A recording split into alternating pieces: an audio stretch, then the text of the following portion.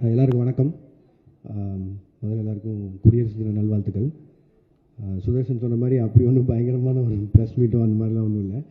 எனக்கு இந்த கூலி ரிலீஸ்க்கு அப்புறம் உங்களை யாரையுமே சந்திக்கல. யூஸ்வலாக ஒரு படம் ரிலீஸ் ஆனதுக்கப்புறம் ஏதோ ஒரு தேங்க்ஸ் மீட்டோ சக்ஸஸ் மீட்டோ இல்லை ஏதோ ஒரு வகையில் சந்திச்சிருவேன். இந்த தடவை சந்திக்க முடியல. கிட்டத்தட்ட ஒரு 6 மாதம் ஆச்சுன்னு நினைக்கிறேன்.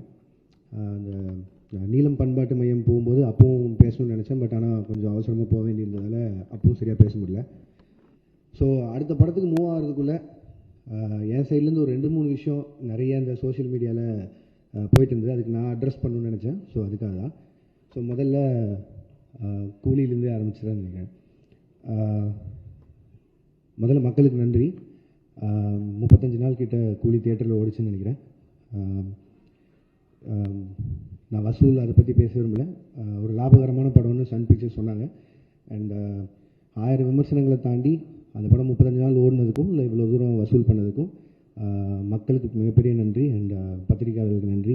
அண்ட் யூடியூபர்ஸ் எந்தெந்த வகையில் அந்த படத்தை பற்றி பேசினாங்களோ, மீம் கிரியேட்டர்ஸ், ரிவ்யூவர்ஸ், கிரிட்டிக்ஸ் எல்லாருக்குமே ஒரு மிகப்பெரிய நன்றி. அதில் வந்து கிரிட்டிக்ஸ் வந்து நிறைய விஷயங்கள் என்னை யோசிக்க வச்சுருக்கு. எப்படின்னா, ஸோ இதுதான் எங்கிட்ட எதிர்பார்க்குறாங்க, இந்த மாதிரி கதை சொல்கிறது தான் எதிர்பார்க்குறாங்கிறது வரைக்கும் நிறையா விஷயம் நானும் அது லேர்னிங்காக எடுத்திருக்கேன். அண்ட் அதை என்னோடய அடுத்தடுத்த படங்களில் அவ்வளோ தூரம் விமர்சனங்கள் இல்லாத படங்களை தர முயற்சி செய்வேன். நன்றி.